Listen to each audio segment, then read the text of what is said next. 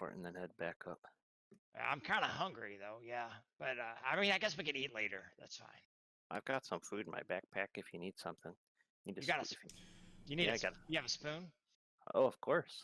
I pull like which one would you like? Because I pull like several off of my bandolier. Yeah, he's got like 30 of them on a bandolier. Well, I can't really eat when I'm sitting next to this thing because this thing is pretty stinky. It's pretty bad when a goblin is nauseated, I would imagine.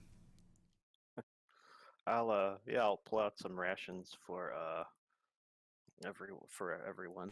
I got a week's worth in my backpack, so I'll between the 5 of us, I'll take time to deduct some rations. Oh yeah.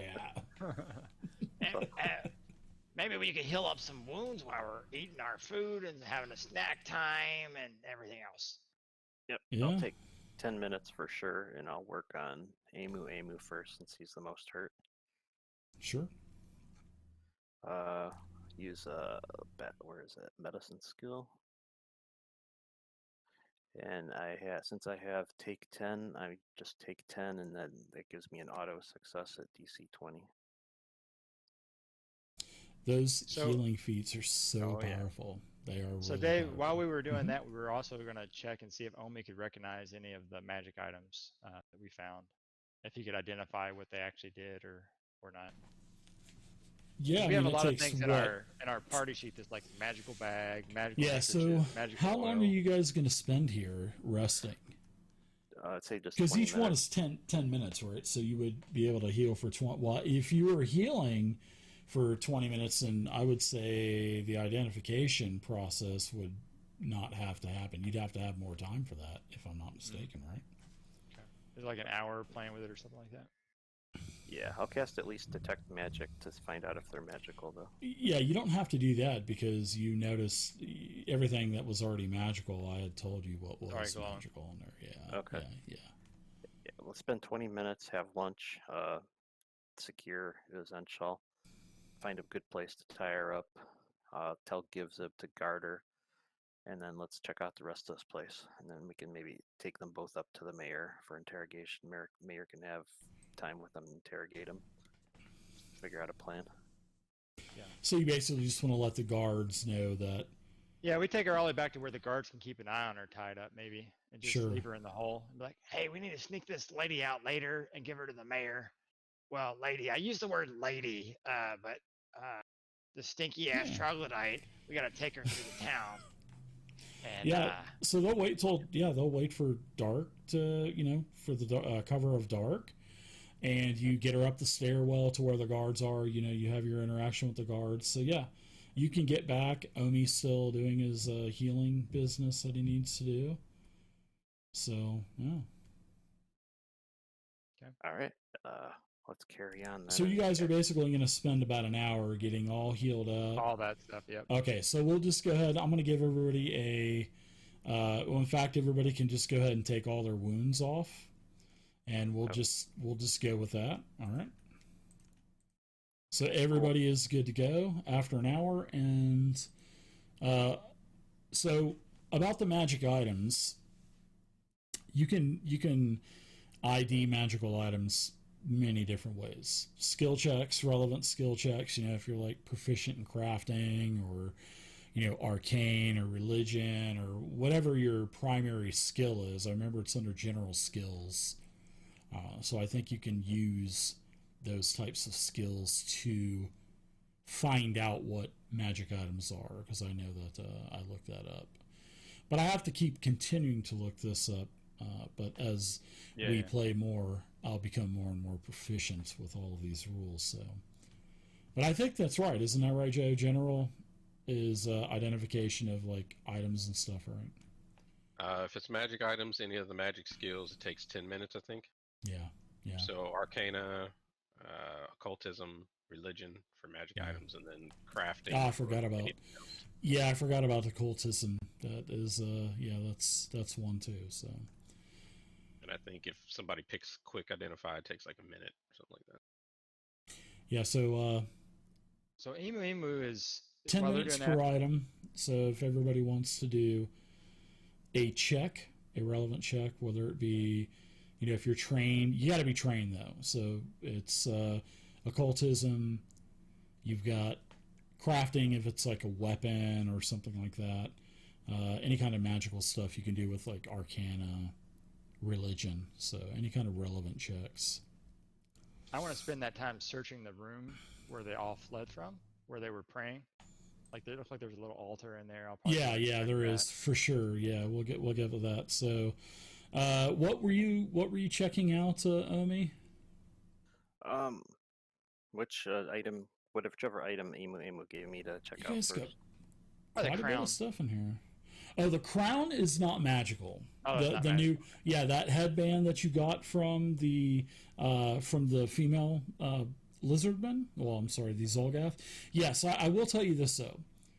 This is made out of moonstone, and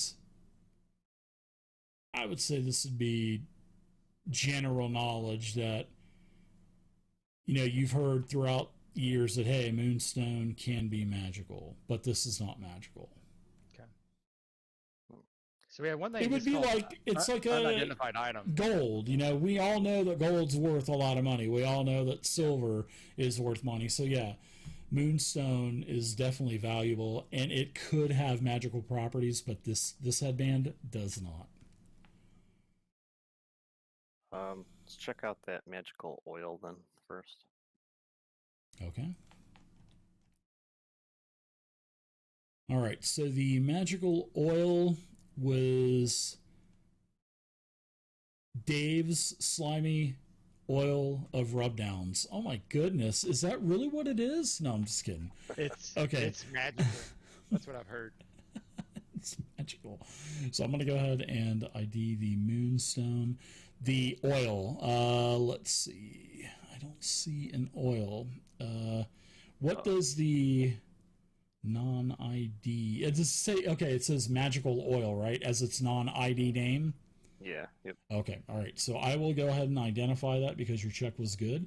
It is a consumable, and it is called Salve of Anti-Paralysis. And as an action, an interact action, you can apply this filmy salve to a creature. Helps it overcome magical paralysis. The creature recovers as if it were the target of a 3rd level remove paralysis spell. But you can't use it on yourself if you're paralyzed. That's the fault of that. That's, whoever came up with that. But like, if you ever get paralyzed, just rub this salve of anti-paralysis upon yourself. And when you're frozen, Emu, you're just thinking to yourself, and I got this salve in my bag and I can't It's move. in my freaking pocket. I can't reach it. I think since Emu or Jorp are the ones most likely to get paralyzed, Omi will take that and stick it in his bandolier. I'm gonna need somebody else to rub this on my body if I ever freeze up. I'm just saying. Did we have any other checks for identifying items? Did we have any other checks? Gentlemen? I'm not trained in any of those, period. Wow, you are totally SOL, dude. Omi's I'm got good at finding stuff. I'm not good at knowing what the heck any of it is. All right. There are spells. I mean, you could just blast all 0 spell slots if he's got, like, what is it called? It's not called identify item. I can't remember what it's called in Pathfinder. I don't know. I don't even know if he has that. So why don't you do an Arcana check for old Knucklehead, 0? Let's see. Yeah, 0. Give it a shot. Old knucklehead. I couldn't forget it. Oh my goodness. So what item are you what item is he checking out? He was interested in that handkerchief. Magical handkerchief. Oh, I remember the shrunken Darrow head that you guys found? You can store something in it like a Pez dispenser, I wrote. No. It's like with the little Darrow and his head kind of folded back like a Pez dispenser. You could just kind of stuff something down. It was like some corny, stupid item that I just said, yeah, you can make that. All right, anyways, you said what now? That magical handkerchief. I think that 0. That seems something like 0 would be interested in. The magical handkerchief. It's the one where you can throw it and entangle people or whatever. Oh, no, he already knew what that was. The invisible, that's the invisible net. You guys already knew what that was. Joe found that out last session. Let's do the magic candy snake then. The magical candy snake? Can you rub the salve of anti-paralysis on my magical candy snake, please? Doug identified this a couple weeks ago. This was the Wonders figurine. Remember the candy constrictor? Oh, okay. Yeah, that was already identified as well. So magical talisman then. Okay, the magical talisman. We got 2 of them. So all right. Whichever one. Yeah, which one? Do you want the one that's... oh, that was already identified too. The feather token tree. Okay, so the other one then. Let's see. Magical talisman. I think they're all... Everything is... Okay, yes. This is Dust of Appearance. This is also a talisman. It's a consumable. 1 interact action, and it is stored in a small reed. This powder looks like a fine metallic dust. When you fling it into the air like LeBron James, it coats all creatures in a 10-foot burst centered on a point within 5 feet of you. For 1 minute, the coated creatures can't be concealed or invisible, nor can they benefit from mirror image or similar abilities that Omi uses to ruin the DM's encounter, or to create illusory duplicates. Any illusions in the area of 3rd level or lower are revealed as such, although this does not end their effect. I was just kidding about that. Nah. That sounds like a good one for Jorp or Ema. Yeah. Someone that's up on the front line that can... Yeah. You know. I can take that. Who wants to take the candy constrictor? Yeah, you guys start taking that stuff off of the party sheet. Oh, the candy constrictor. Oh, there it is at the bottom. You still got a couple of... You got an alchemical item that's still unidentified? Hey, Jorp, I got this feather token for a holly bush. Do you want to take the tree, and then we could like have a tree and a bush pop up at like in the middle of the dungeon? That would trip people out. Yeah, it would. And then we could like jump out from behind them and like stab people. Can you take that shrunken Darrowhead and put it on Zero Sheet? Because he was the one that was wanting that, I believe. Okay. Thank you. One of you two can take I'll take the dust. I'll take the dust appearance. Anybody identify the bag that I was playing in a long time ago? Oh yeah. Well, I'll tell you this. I'll seem that this is the only item that is not, and there's 2 items. We're gonna go ahead and identify both of these because I'm such a nice guy. Somebody take the invisible net as well. And the Moonstone headband, if anybody wants it, you can... It's got about a 40 gold piece value if anybody wants it. Or if you just want to leave it in a party sheet, later on we can turn that into gold. So, yes. The elixir, that was just identified as the Elixir of Life. So this is, consumable. And the Elixirs of Life accelerate the body's natural healing processes and immune system. Upon drinking this elixir, you regain the listed number of hit points and gain an item bonus to saving throws against disease and poisons for 10 minutes. So the elixir restores 3d6 plus 6, and the bonus is plus 1. Nice. The bag... Oh, go ahead. Oh, anybody not have a healing potion yet? Grab that. I have 2. Do not have any currently. I guess I've used all mine, so I'll grab that one. And it is a bag of holding, the bag that you were playing in, Jorp. It has a 25 bulk capacity, and its weight is 1 bulk, which is actually pretty heavy.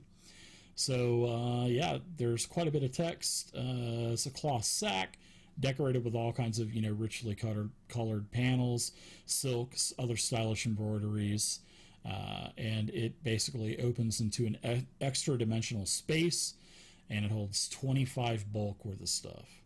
So it will always be 1 bulk carrying it, but it can hold up to 25 bulk, which is pretty nice. That's a lot of bulk, dude. 25 bulk is a lot. I could steal a lot of shit with that. You can. You could store a lot of shit. You want you that? could be the shit king, man. Yeah. I mean, I could probably steal statues and other stuff. That'd be kind of cool. Yeah, go ahead. I think we all eventually ended up buying a bag of holding anyway, so why don't you take this one? Okay. Yeah, I mean, look at the price of a bag of holding type 1, 75 gold. That's like chump change. Oh, and you guys got about 280 gold as well, and I'm going to share that with everybody. So everybody gets 70 gold. That was sitting in there. And you guys are, just kind of hanging out, eating your rations, getting all healed up, identifying all these items, just, taking care of some things that need to be quality of life stuff. So this sanctuary that you guys just, basically took over, there's all kinds of rows of splintered wooden pews and stuff like that. And, the dais, the dais is made of marble. It's about 3 feet high. The marble steps. I mean, this place was beautiful at one time. And there's a mahogany altar, basically. There's all kinds of glorious frescoes, but on the walls, but there's a beautiful fresco on the curved wall that is basically behind the altar. And this fresco, it depicts Aridin, and you would know who Aridin is, Omi. And basically Aridin is engaging in several tasks. He's battling, a imperious looking, very strong looking necromancer. Here he's in another part of the fresco. He's raising a pair of islands from the sea, and you can also see him standing atop a mountain with his hands outstretched, and his hands are basically wreathed in these blue flames. Now, on the frescoes that are on the north and south walls, they were beautiful frescoes at once as well. But as of right now, there's all kinds of hideous images that are basically scrawled on top of them in tar, in like darkened old blood, basically painted over the frescoes. And basically what one of the pictures that it's depicted is a reptilian humanoid, like climbs a tunnel from the depths to the surface with like fire coming out of it and stuff. Then the next part of the fresco, it looks like this reptilian creature is kind of reaching out towards one of the towers, one of the Aeon towers with the orb on top. And he has, and then there's another part of the fresco where this reptilian creature is holding one of those orbs, and you can see that the tower's in the background without the orb, and you can see this reptilian creature crushing the orb in its fist, and debris and other particles of the orb are just falling to the ground. And so there's like 4 images of the Zolgath coming out, the Zolgath seeing, taking the stone and then crushing it, and then the final part of that fresco is a scene of the 2 islands, just dead trees everywhere and skulls creating a mountain of skulls. Ooh. So that fresco, that's basically built onto the wall, right? That's like it's painted over, with like blood carved into the wall, and then they paint it over it. Yeah. The fresco is beautifully done, and you can still see parts of the fresco behind this, Zolgath depiction of Aridin and crushing the one of the ion stones and stuff. So yeah. So also with I'm also gonna, with your check from before, Omi, that Zolgoths do not have a written language, even though they can speak Draconic, but they're more into, they prefer oral history and visual presentations and things like that instead of a written language. Well, Mayor can get a cleaning crew down here and maybe clean this place up a bit. Yeah. Get a maid crew down there. I like we it. should find some Zolgoths if they. Maybe next time we get some of that surrender, we make them clean all that crap up. Yeah. Yeah. They broke it. They broke it. They fix it. That's what I always. So they're like, yeah, the end of World War II. You guys get in there and clean up that mess. Right. So, yeah. Oh, too soon. Sorry about that. So you could tell a couple words that are written in Draconic, like orb, vengeance, and Sarvel Everhunger. You can tell that those words are, written in Draconic along with the word thief. That's kind of at the base of where, on the fresco on the curved wall, where it has Aridin with his arms outstretched and the blue glowing flame wreathing around his hands. You can see that where it would say Aridin, it's kind of scratched out with blood and tar, and thief in Draconic is written under Aridin. I obviously think this thing belongs to them. But anyway, we got another door to check out. Maybe we can find some more information. And we didn't find anything else in that altar, right? The altar itself is. You can give me. Why don't you give me a perception check? I mean, I could. I'll let you do Tower. that. I don't know if you. Oh, did you? Okay, wow. So that is a 28. So.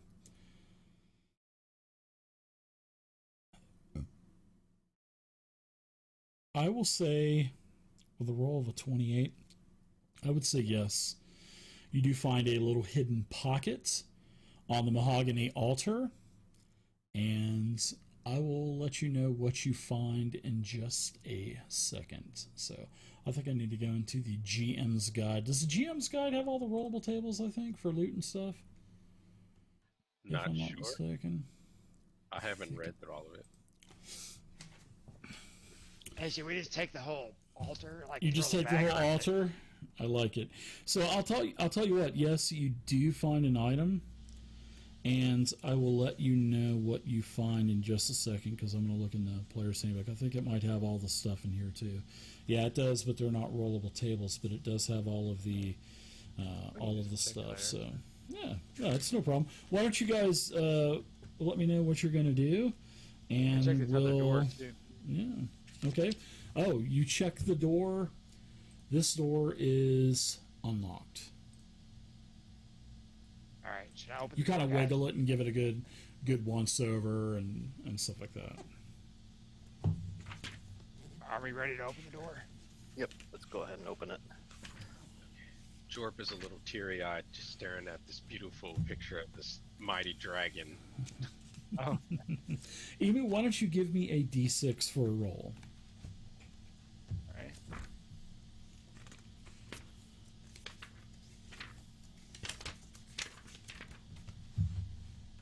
Four.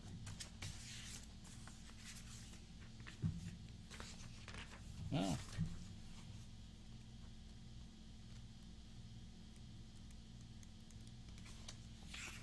Almost.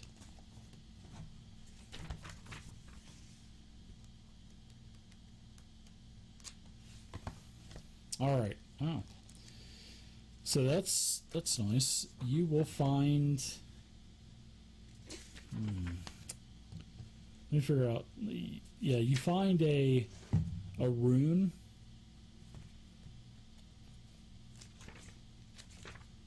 And you find a rune for a suit of armor. A +1 rune. Cool. Give that to somebody. Yeah, that's nice. I have one on my armor already. Does anybody need one yet? I just bought one for me, but I recognize it. Like, Oh, this is one of those things. That's pretty good. Yeah, it's a armor potency type 1. cool. You have one yet, Jorp? No, I'll have to look at my character after a game. Because I think I'm going unarmored, but I can't remember. If you don't take it, 0. Head doesn't have one yet, so you could use one. Yeah, you could give it to him. All right, so I'm going to go ahead and take that armor potency, and I'm going to put it into the party sheet. So that is what you found in the mahogany altar in a little secret false panel. We'll improve his studded leather armor with it Yeah. when you can apply it. Cool. So it looks like you've opened up this door. It was unlocked. I mean, you checked it over, you gave it a once over, and as you open up the door, this is a really nicely masoned hallway, and the walls are made of marble, like they are, like the dais and the platform and stuff. But there's a lot of smeared marks of blood on the door to where you can see in. And then as you're looking in, there is a very thin, a very light greenish type of haze, or very light greenish mist.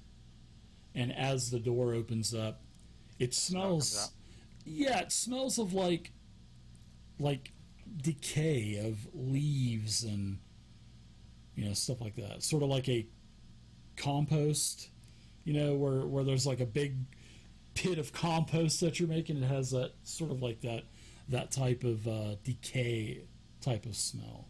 Hey, we might want to burn off some of this funky smell in here before we walk in.